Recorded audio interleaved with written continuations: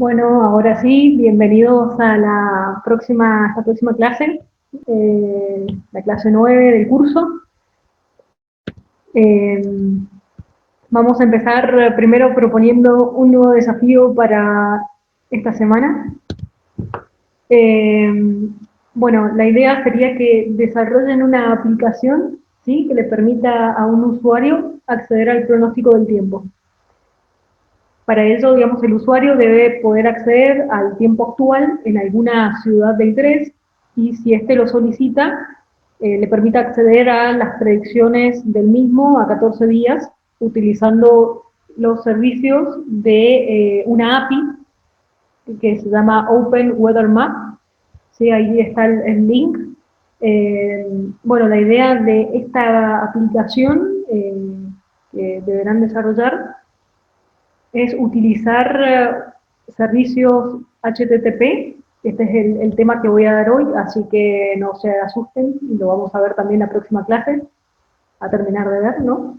Y bueno, este va a ser el desafío que van a tener que resolver en base a lo que aprendan esta y la próxima clase.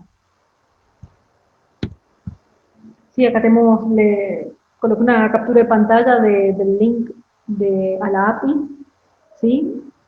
Este es una página web donde sale especificado eh, cómo poder utilizar servicios que la misma ofrece, ¿sí?, para consultar, por ejemplo, datos del tiempo, utilizando, digamos, un protocolo, el protocolo HTTP. ¿Sí? Esto lo vamos a utilizar eh, a través de nuestra aplicación. Así que, bueno, primero vamos a continuar y, bueno, los objetivos de esta clase es estudiar una breve introducción a servicios HTTP, revisar conceptos de arreglos y mapas. Por lo tanto, vamos a ver esto, arreglos y mapas y sus métodos, vamos a repasarlos, vamos a dar ejemplos de uso, y nos vamos a adentrar a lo que es servicios HTTP y vamos en particular a ver lo que es el ciclo de petición o consulta-respuesta y voy a presentar un ejemplo, pero que vamos a desarrollar con detenimiento la próxima clase. Bueno, vamos a ver esta revisión. En primer lugar, ¿qué diferencia hay entre arreglos y mapas? Ambos hacen referencia a una colección finita de elementos, ¿sí? También ambos son homogéneos, es decir, que cada elemento es del mismo tipo entre sí. ¿Sí? Hablamos de una colección, o sea, un arreglo de enteros o un mapa de enteros, o bien un arreglo de strings o mapa de strings. Es decir, todos los elementos que conforman a ese mapa o arreglo son de un mismo tipo. Bueno, tenemos que los arreglos, a diferencia de los mapas, estos son ordenados, ¿sí? Los arreglos son ordenados, es decir, que cada valor, o sea, cada elemento del arreglo tiene asociado un índice único, ¿sí? Este índice es un número entero, ¿sí? Este índice lo tiene asociado de forma implícita, ¿sí? Y se enumeran a partir del 0. Es decir, el primer elemento de un arreglo tiene índice 0. Y, por ejemplo, el último, o sea, si un arreglo tiene n elementos, el índice del último elemento es n-1, ¿sí?, ya que arrancó en 0. En cambio, los mapas son no ordenados. Yo tengo un conjunto de elementos donde cada elemento es un par clave-valor, ¿sí? Cada valor tiene asociado una clave única. Y esa clave tiene la característica de ser un string. Si acabamos a las definiciones, el matter, cómo se declara un arreglo y un mapa. Un arreglo se hace de la siguiente forma. Con la palabra reservada array, y con los símbolos menor y mayor, y entre ellos se coloca el tipo de dato que contiene el arreglo. Por ejemplo, array integer o array bool, etc. Seguido del nombre de la variable, ¿sí? De cómo se quiera llamar al arreglo. Si hay con respecto a tipo de dato, un arreglo puede ser cualquier tipo de dato, ¿sí? Como habíamos visto, double, ¿sí? Uno puede tener un arreglo de modelos, inclusive, de un modelo, por ejemplo, persona, ¿sí? Con atributos, entonces tener un arreglo de modelos. El constructor de un arreglo es los corchetes. En este caso se está inicializando la variable arrayname, que es un array, o sea, un arreglo de elementos t, donde t es algún tipo, y se lo inicializa con su constructor, que es como un arreglo vacío. Acá tenemos un ejemplo donde tenemos un arreglo de enteros, array integer, denominado, o sea, con nombre arrayname, y se lo ha inicializado con un conjunto de 3 elementos, 10, 33 y 25. ¿Sí? Los elementos se van listando entre comas, o sea, con comas. Bueno, les recuerdo que cada uno de estos números del arreglo, ¿sí? Tienen asociados un índice entero de forma implícita. Por lo tanto, el índice del elemento 10 es 0. El índice del elemento 33 es el 1. Y el índice del elemento 25 es el 2. Sí, eso es importante. Con respecto a los mapas, estos se definen de la siguiente forma. Con la palabra reservada map, entre el símbolo menor y mayor, se coloca el tipo el tipo de datos que va a contener el mapa, seguido del nombre del mapa, o sea, map name en este caso. De vuelta, T en este caso puede ser de cualquier tipo. Podemos tener un mapa de string, mapa de bool, mapa de double, etc. Cuando uno quiere inicializar un mapa con su constructor, se lo hace de la siguiente forma. Mapname igual a, y uno coloca estas llaves. ¿Sí? En el caso de los arreglos tenemos corchetes, en el caso de mapas, llaves. Y acá tenemos un ejemplo. Acá tenemos un map de integer, denominado mapName, y se lo ha inicializado con un mapa que contiene 2 elementos. Vemos que el primer elemento es viernes 2.1. Este es un elemento, y el elemento de los mapas corresponden a un par clave-valor, donde la clave en este caso es viernes, que como dije, todas las claves son únicas y además son de tipo string. Y el valor asociado a esta clave, o sea, a la clave viernes, es 1, ¿sí? Es de tipo entero, íntegro. Y así sucesivamente. O sea, uno define, o sea, los elementos como estos pares clave-valor y los va agregando al mapa, ¿sí? Entre llaves y separados por comas. Con respecto a los métodos, ¿sí? Y cuando hablamos de métodos, significa que estos tipos de datos, al igual que otros tipos de datos en Matter, ¿sí? Tienen asociados métodos propios. Un método es como una función, ¿sí? En donde esta función puede recibir o no parámetros y pueden tener o no un retorno, ¿sí? Pueden retornar void, por ejemplo, que es vacío, nada. Bueno, al ser ejecutado, si un método realiza una determinada tarea, por ejemplo, calcular el tamaño de un arreglo, o bien devolverme las claves de un mapa, y así sucesivamente, ¿sí? Cada una tiene especificada una tarea a ejecutar. Bueno, además determina un tipo de operación que se pueden realizar con ese tipo de datos. ¿Sí? O sea, cada tipo de dato así como arreglo, mapas, strings, integer. Si ustedes van a la documentación, pueden observar que todos estos tipos de datos tienen asociados métodos, o sea, se pueden realizar operaciones eh, que son únicas, específicas, mejor dicho, de esos tipos de datos. O sea, que indican cómo manipularlos y operar con ellos. Bueno, ¿cómo acceder a un método? Bueno, tenemos el nombre de la variable, ¿sí? de un tipo de dato, seguido de un punto, seguido del nombre del método. Acá tenemos un ejemplo. Acá tenemos un arreglo de enteros denominado arrayInt y se lo ha inicializado con un conjunto de 4 elementos. ¿Sí? El 33, el 16, el 10, el 15, y vamos a utilizar el método size de arreglos. Entonces colocamos el nombre de la variable, arrayInt, seguido del punto, seguido del nombre del método, size.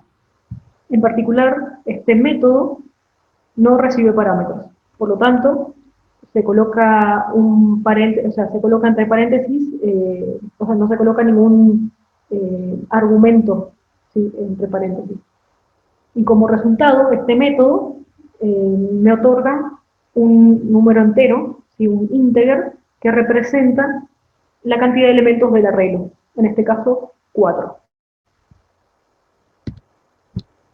Bueno, tenemos numerosos métodos de arreglo, todos estos se encuentran documentados, eh, indican, o sea, cada uno además me muestra si reciben o no argumentos, o sea, parámetros, de qué tipo son, y también me indica si devuelve o no algún valor.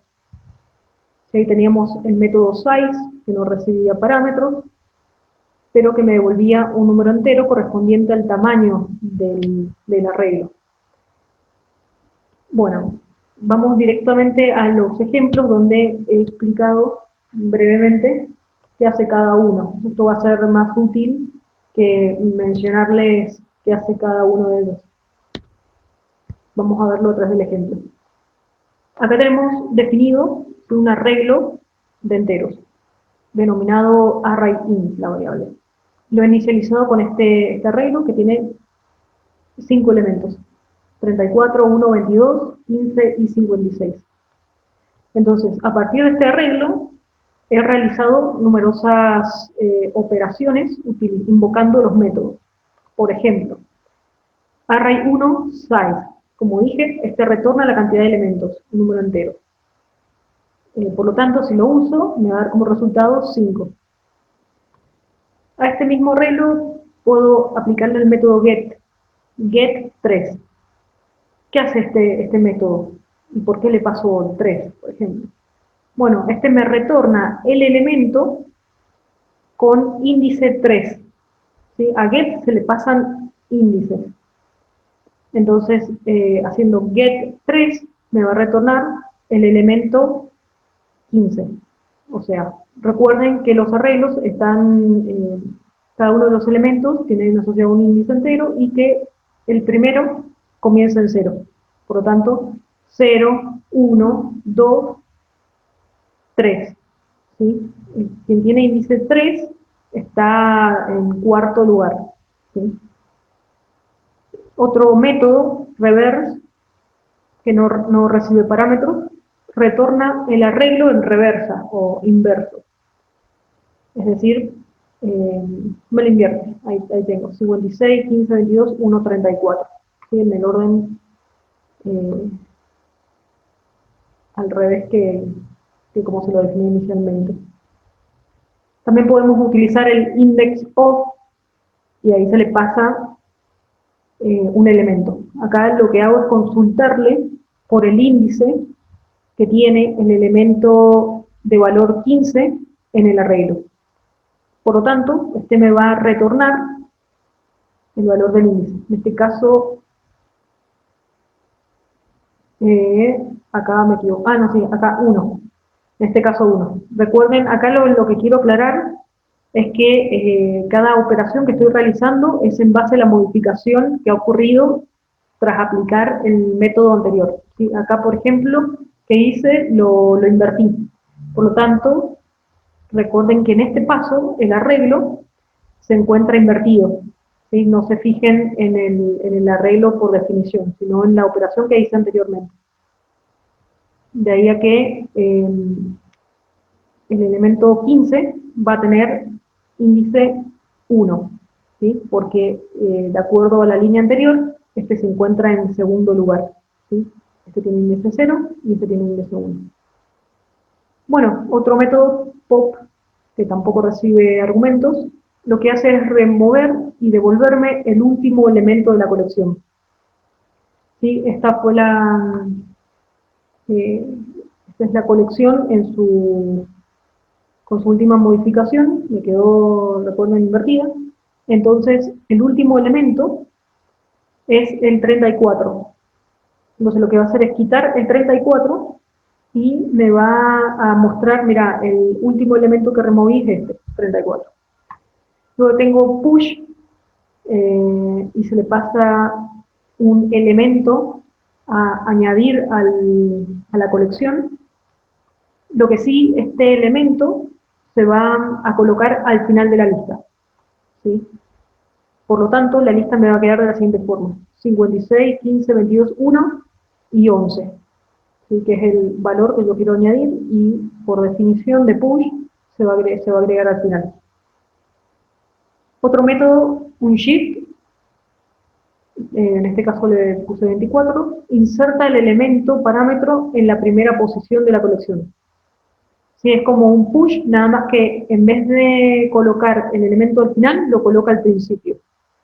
De ahí a que la colección me queda como 24, que queda en el primer lugar y de valor que le pasé, y el resto de los elementos que estaban en el arreglo. Y además tiene la propiedad de retornarme el tamaño del arreglo. O sea, te agrego esto y ahora te digo que la colección tiene tamaño 6. Luego tenemos Shift. Shift remueve y retorna el primer elemento de la colección. En este caso, el primer elemento es 24, el que agregué en la línea anterior. Así que eso es lo que va a hacer. Es como un pop, nada más que en vez de removerlo al final, remueve el del inicio. Ahora tenemos algunos otros. Sort lo que hace es ordenar los elementos comparables de menor a mayor. Acá, ahora en esta diapositiva, me voy a basar en estos dos arreglos que he definido acá en la parte superior. ¿Sí? Definí también un arreglo de enteros, uno llamado array 2 y uno array 3, y los inicialicé de la siguiente forma: uno con 3 elementos enteros y el otro con 2. Entonces, acá lo que estoy haciendo es, tomo el arreglo array 2, y lo que hago es ordenarlo, si sus elementos son comparables. Por ejemplo, los números enteros o los decimales son comparables. Si tuviese un arreglo de strings, el método sort no tiene sentido que se aplique, bueno, salvo que sea un sort alfabético, pero bueno, en este caso no está.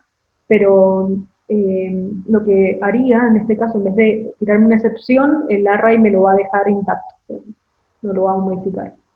Entonces, si son comparables, como en este caso son enteros, me lo va a ordenar de menor a mayor. ¿Sí? Acá tenía el 12, 78 y 33, ahora me queda como 12, 33 y 78. Otra cosa que puedo realizar es utilizar el método concat y le paso un arreglo del mismo tipo que el arreglo que quiero modificar. ¿Sí? Si no, me va a tirar una excepción. Entonces no puedo, justamente los arreglos por definición son del mismo tipo, entonces no tiene sentido mezclar, por ejemplo, enteros con strings, ¿sí? Ya que violaría la definición de ser homogéneo. Entonces, al hacer concat array 3, me va a crear y retornar una nueva colección, ¿sí? Que tiene los elementos de la instancia array 2, agregando al final los de la colección del argumento, o sea, los de array 3. Entonces, primero voy a tener los de array 2, que son 12, 78, 33, y luego voy a agregar los de, al final, los del array 3, 15, 6. Otra cosa que puedo hacer es remover un elemento que se encuentra en el índice indicado. Entonces, acá tomo el array 2 y lo que hago es remover el elemento que se encuentra en el índice 2. En este caso, es el 33. Fíjense, acá tengo, recuerden, acá es el índice 0, el índice 1 y el índice 2 corresponde al último elemento. Otro método es el remove all. Lo que hace es remover todos los elementos del arreglo, por lo tanto, mi arreglo va a quedar vacío. ¿Sí? Un corchete abierto y cerrado, así como en el caso de acá. Así como, bueno, me toqué muy atrás, pero tendría esto. Bueno, ahora vamos a mapas, a los métodos de mapas, son un poco menos, pero dentro de todo son parecidos, ¿sí? A excepción de algunos, como vemos, size también lo encontramos en arreglos, o el get también. En este caso, en el get, en vez de pasar el índice, tenemos que pasar la clave, que es un string. Al pasar la clave, voy a tener como resultado el valor de dicha clave.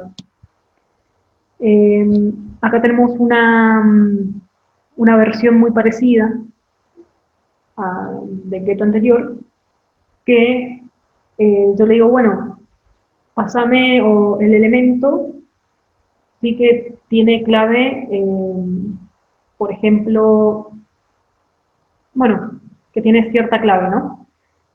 La cuestión es que puede encontrar un elemento con dicha clave, o bien, a lo mejor no existe un elemento con la clave que he definido. Entonces, en vez de tirarme, por ejemplo, una excepción, lo que quiero es que si no lo encuentra, o sea, si no existe un elemento con la clave que estoy especificando, bueno, devolveme un valor por defecto. Y ese valor por defecto lo defino yo. Bueno, después tenemos otros similares, ¿sí? Acá, bueno, vamos a verlo directamente con los ejemplos. Acá he definido un mapa de strings denominado mapString, que tiene 3 elementos, ¿sí? Cada elemento, les recuerdo, es un par clave-valor, donde la clave son strings y los valores pueden ser de cualquier tipo. En este caso son strings también. Por ejemplo, A, o sea, la clave es A, el valor es Juan. La clave es B, el valor es Lucas. Y así sucesivamente. Veamos qué ocurre al aplicar los métodos. Acá tenemos que aplicamos el método size.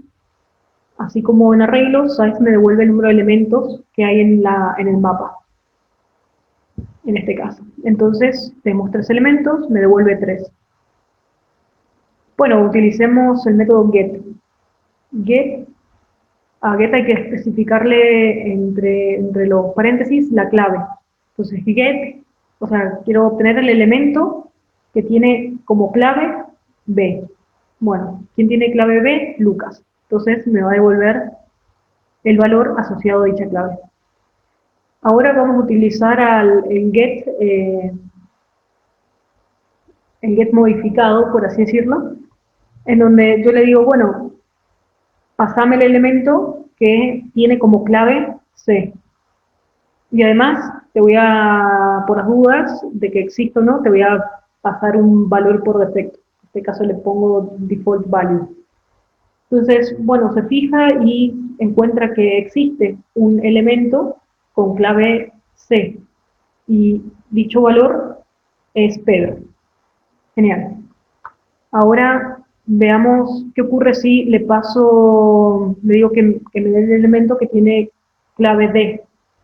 Bueno, a ver, se fija, no hay ningún elemento con clave D, entonces, como resultado, me devuelve el valor que he especificado que me devuelva como por defecto, en este caso, default value.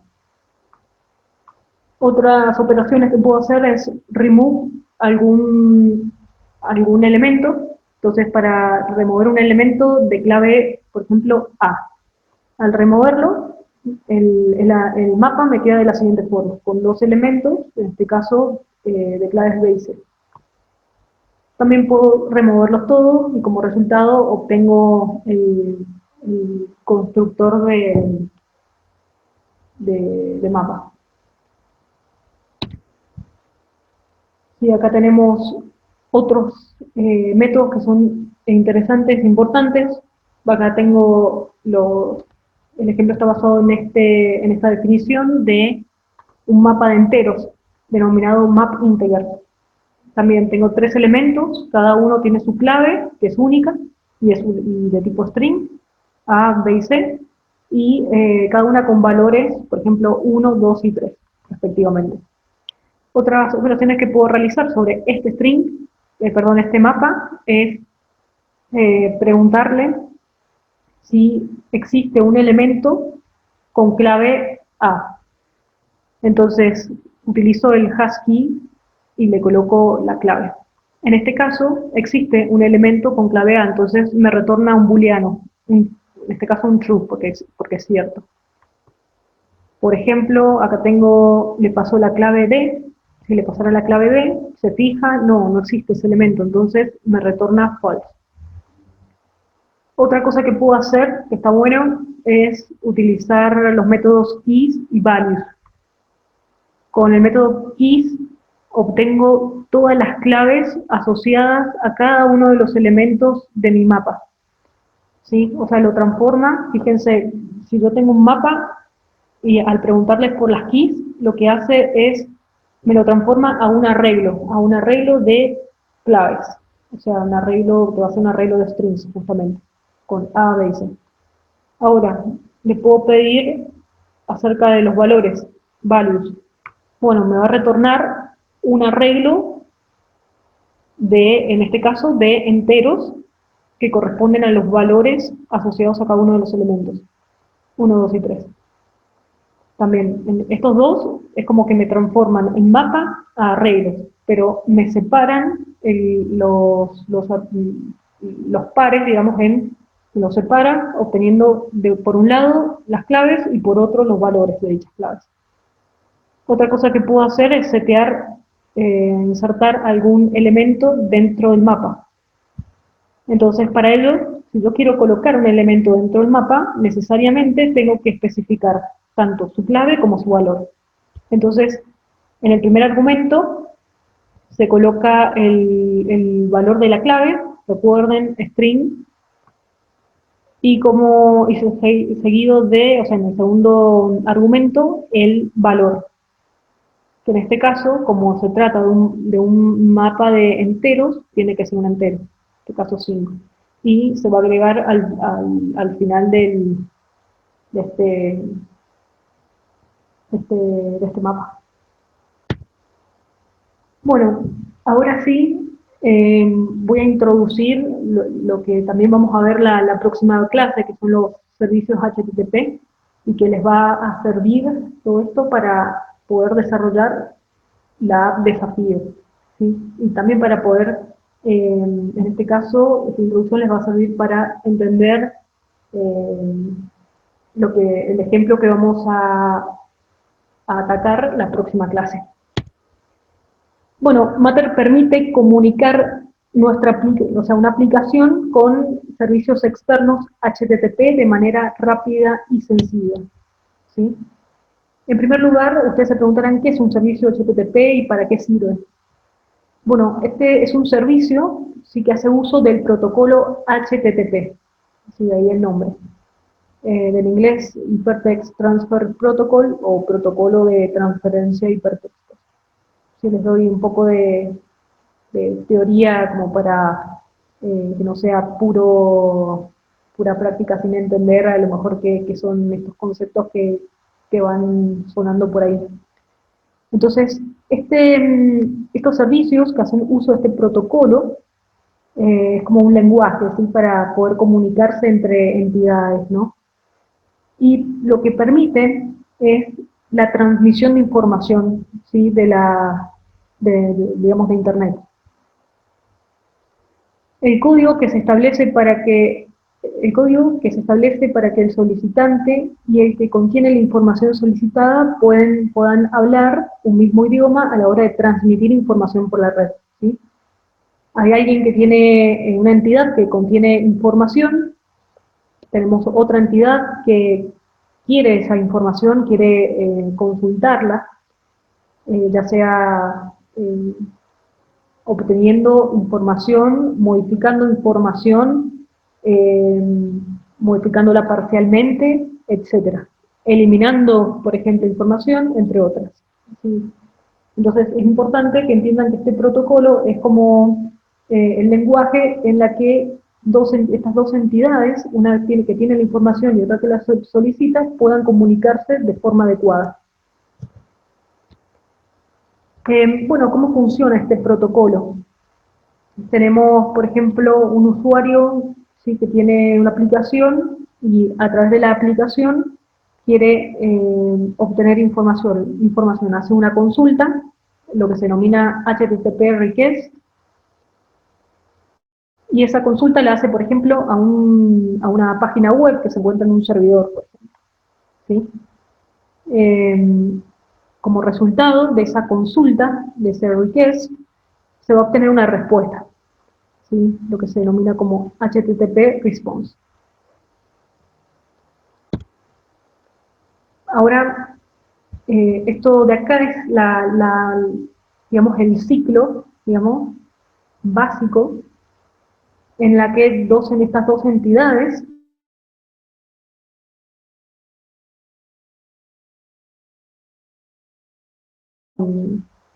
eh, ya sea con información o lo que sea. Veamos las estructuras de una petición, de una consulta o de un request. Esta tiene a grandes rasgos cuatro partes. Tenemos un URI, que es un eh, Uniform Resource Indicator, algo así, creo que era, si no me equivoco, era eso.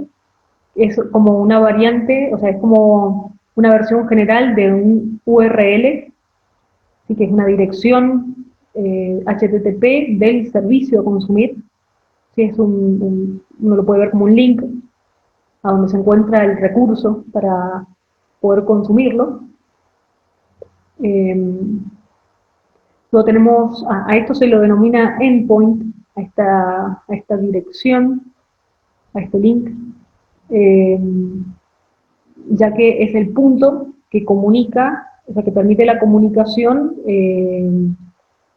digamos, a través de eso se realiza la consulta y se obtiene, digamos, un resultado, ¿sí? De ahí a que este es un punto eh, importante en la comunicación.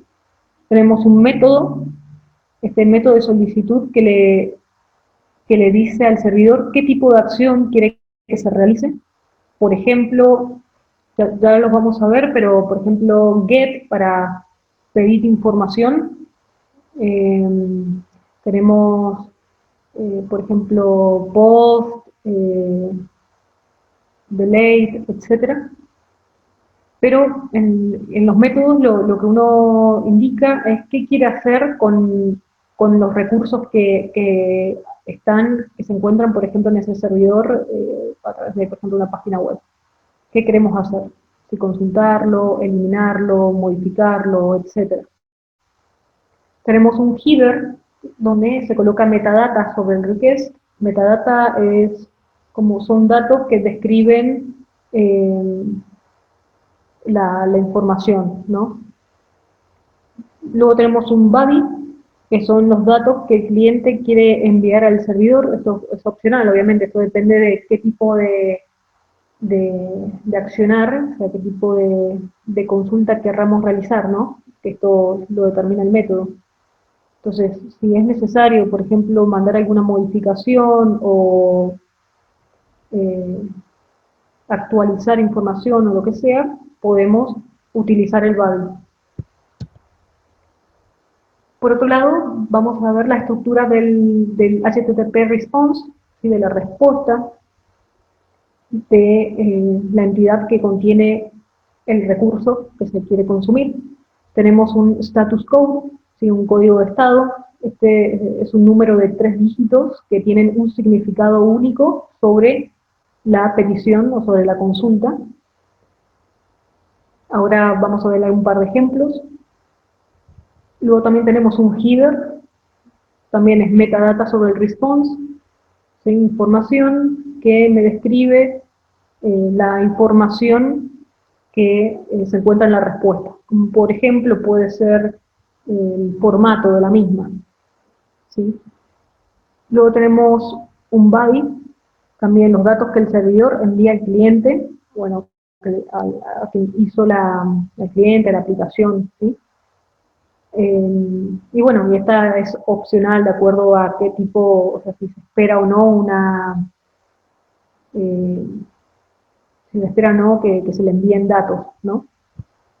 Entonces, estas dos diapositivas son importantes para entender lo que es HTTP Services, o sea, esto y esto, o sea, lo del cómo se comunican, ¿sí? Y estas estructuras son de suma importancia y estaría bueno que las repasen antes de la próxima clase, antes de adentrarnos en un ejemplo y empezar a hablar de header, body, de response, de request y cómo funciona, ¿sí? Pues si no se me pierden en los ejemplos y este es un tema importante que está muy bueno, ya que se pueden aprovechar los recursos disponibles en la web para enriquecer nuestras aplicaciones. Así que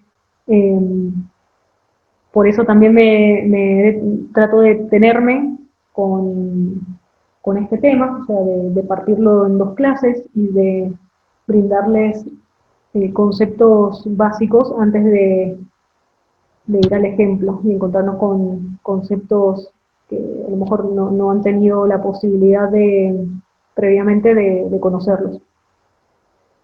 Bueno, hay una cuestión que les había dicho, acá tenemos el status code, ¿sí? Que lo que hacía, que les recuerdo, un número de 3 dígitos que tenían un significado sobre la consulta que se realizó. Bueno, si el número se encuentra dentro del rango 200-299, se interpreta que la petición fue satisfactoriamente recibida, aceptada e interpretada por el servidor. Si se encuentra fuera de este rango, por ejemplo, fuera del que les acabo de mencionar, se produce una excepción, ¿sí? Pueden acceder a una tabla, si quieren, a través de HTTP Service Error, donde se les especifica los códigos con el error en específico que ha habido, ¿sí? Acá tenemos algunos ejemplos. A ver, tenemos por ejemplo el 201, que significa created, que básicamente al estar en el rango mencionado significa que la consulta ha sido se ha concretado satisfactoriamente y se ha creado un recurso, ¿sí? Este código entonces aparece cuando uno ha creado un recurso en el servidor. Tenemos, por ejemplo, el 202 accepted, ¿sí? Cuando una consulta ha sido aceptada para procesarla, ¿sí? Pero el procesamiento de la misma no se ha completado, ¿sí? Ha sido aceptada. Otros ejemplos tenemos el 401, cuando no se ha autorizado la consulta y me dice que la consulta requiere de la autenticación del usuario. O por ejemplo, error 404, not found, que el servidor no ha encontrado respuestas, ¿sí? Que coincidan con la petición a través del endpoint especificado, ¿sí?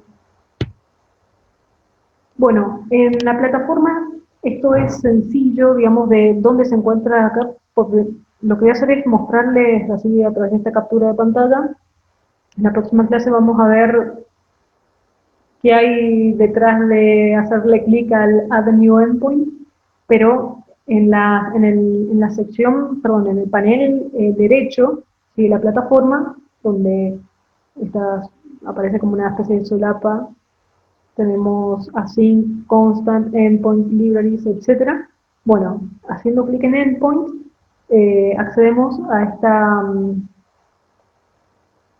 esta pantalla donde nos dice que podemos agregar endpoints, ¿sí?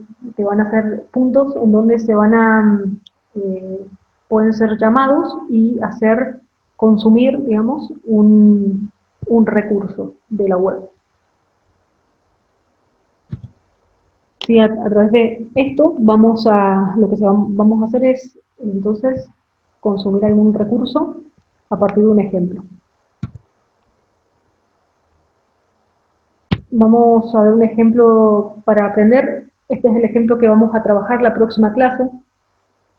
Es un ejemplo que se encuentra en el webinar 2. Sí, es una app para verificar si una dirección de email ha sido vulnerada o hackeada.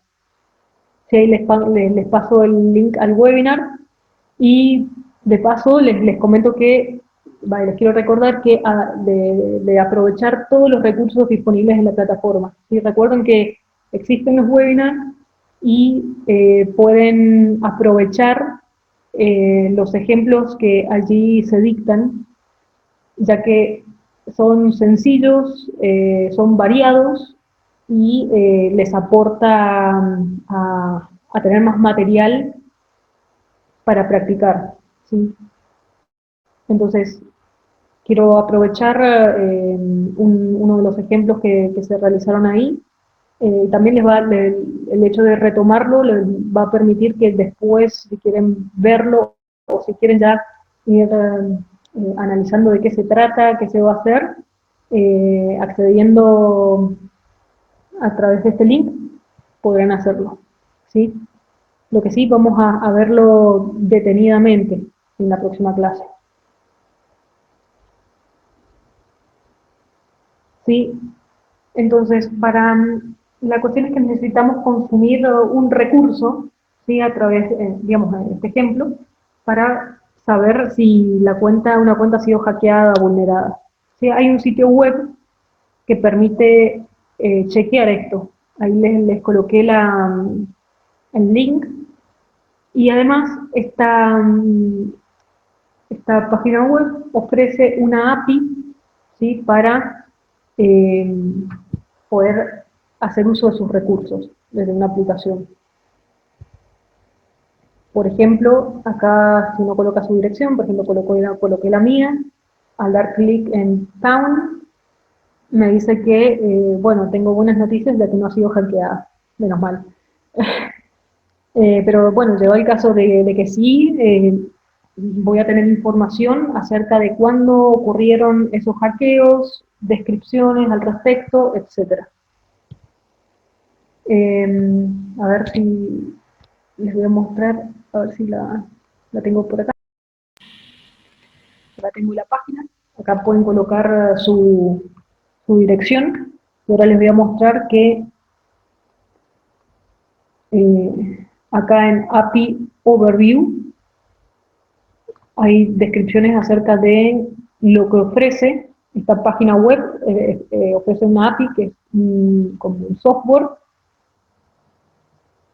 para poder consumir sus recursos, o sea, y sale todo especificado. Ahora vamos a ver bien, pero vamos a ver que primero, en primer lugar, que es una API para aquellos que no lo saben. API significa interfaz de programación de aplicaciones. Una API es un conjunto de definiciones y protocolos que se utiliza para desarrollar e integrar el software de las aplicaciones. Permiten que sus productos y servicios se comuniquen con otros sin necesidad de saber cómo están implementados, ¿sí? Por ejemplo, a través de la API que presenta esta página, puedo hacer estas consultas y consumir sus servicios, ¿sí? pero bueno, esto me independiza la necesidad de saber cómo está implementado cómo hace para buscar la información y chequearla. ¿Sí? Entonces, esto simplifica el desarrollo de aplicaciones y permite ahorrar tiempo y dinero. Las API web normalmente usan HTTP, ¿sí? Este protocolo, para solicitar mensajes y proporcionar una definición de la estructura de los mensajes de respuesta. Si nosotros vamos a través de nuestras aplicaciones, vamos a hacer consultas a través, por ejemplo, de esta API o de otras APIs. Estas APIs usan este protocolo, por lo tanto, yo de una forma clara, concisa, le voy a pedir consumir el recurso que me puede estar llegar a ofrecer, y como resultado voy a tener respuestas de esta API con información acerca de la consulta que he realizado. Por lo general, estos mensajes de respuesta toman la forma de un archivo XML o JSON, ¿sí? Preferentemente, o sea, generalmente JSON es como vamos a trabajar nosotros, y ya vamos a ver cómo es el formato de datos en la próxima clase, que son los formatos preferidos porque presentan los datos de una manera fácil de manejar para otras aplicaciones, ¿sí? Bueno, ustedes se preguntarán, bueno, ¿dónde encuentro APIs, por ejemplo, APIs web para usar gratis en mis aplicaciones? ¿Sí? Para poder eh, implementar cualquier tipo de aplicación que consuma recursos de las páginas. Bueno, ahí tenemos Rapid API, Public APIs, API List, son, por ejemplo, 3 links en donde pueden encontrar gran variedad de, de APIs, dentro de las cuales, por ejemplo, de Rapid API saqué la de la aplicación para consultar el tiempo y el pronóstico, sí que les estoy proponiendo en el desafío. Y acá tenemos algunos ejemplos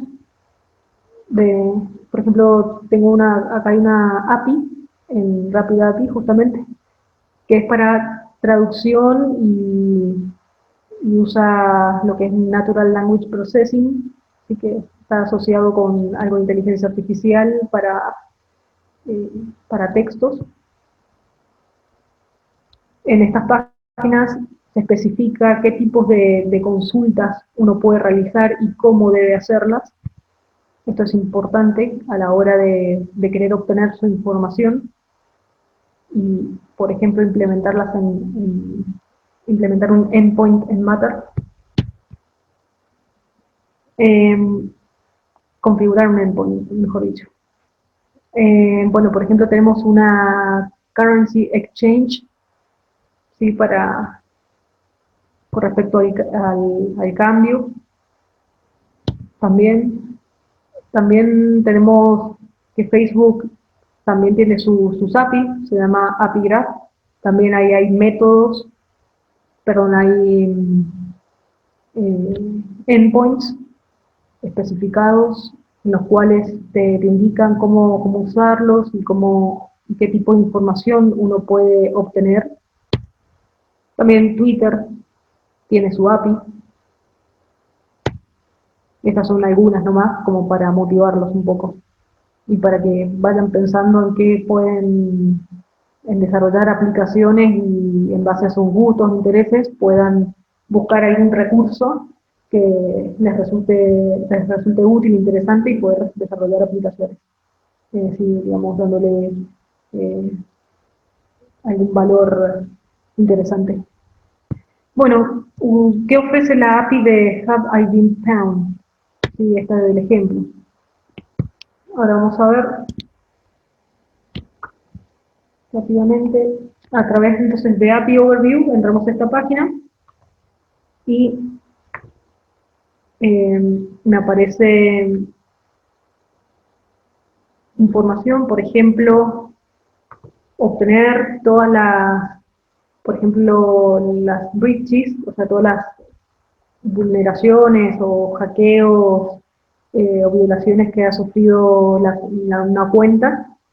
Entonces, por ejemplo, Acá así es como luce, como se especifica un endpoint, en donde me dice que tengo a través de este endpoint es un tipo para realizar consultas. Esto me lo dice este verbo o método, get. Vamos a ver que hay ciertas palabras que son útiles y comunes para obtener información o manipularla, lo que sea. En este caso, para obtener información acerca de una cuenta, entre corchetes, se suelen colocar a través de esta dirección, a través de direcciones, a través de estas URL, URI. Hay algunas que piden parámetros, en este caso pide como parámetro una cuenta, y también a veces piden las API key, o sea, uno se registra y te da como, a través de ese registro, uno le otorga como una clave.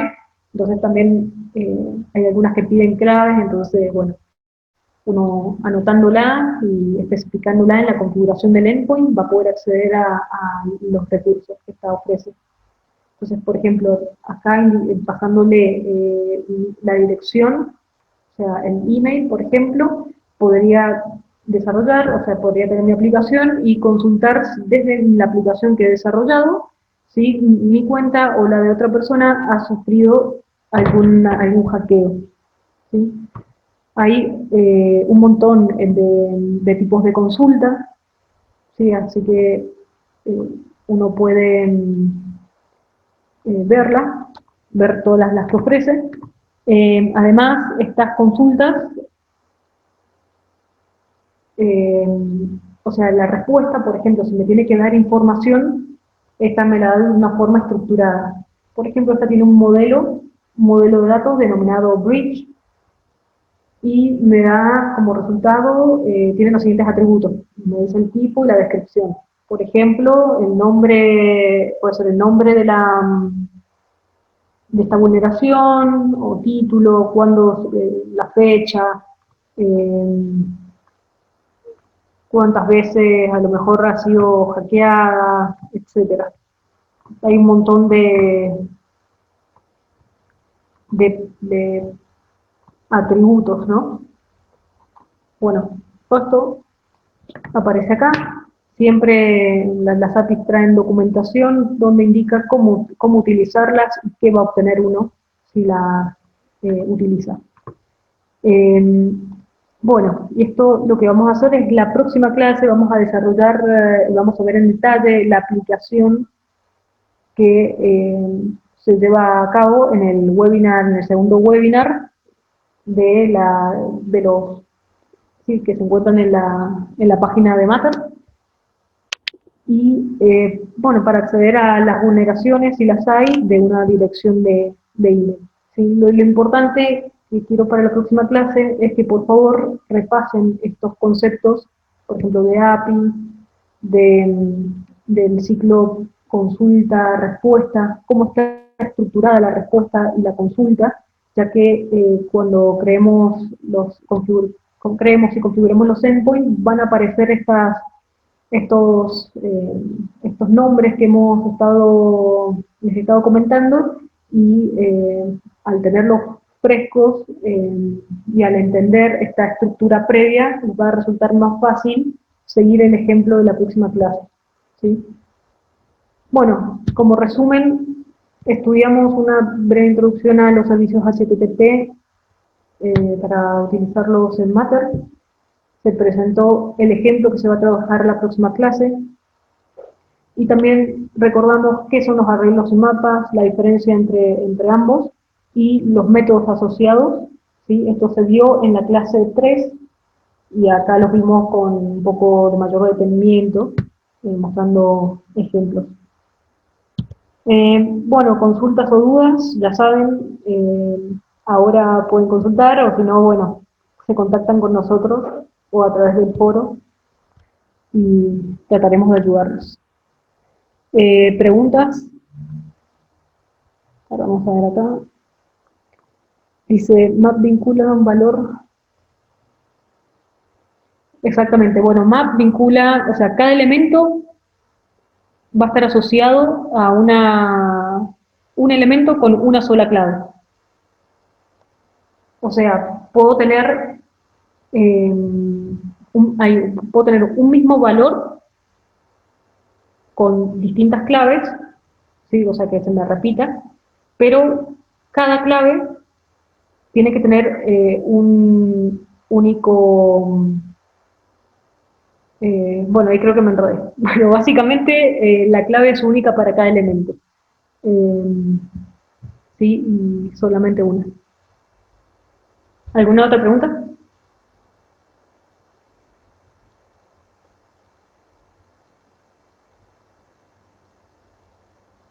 Bueno, si no hay más preguntas, bueno, nos vemos la próxima clase y bueno, recuerden, por favor, repasen estos conceptos para que la próxima no se me pierdan y puedan entender eh, bien lo que es cómo implementar y configurar un endpoint y enriquecer sus aplicaciones, ¿sí? Así que, bueno, nos vemos la próxima.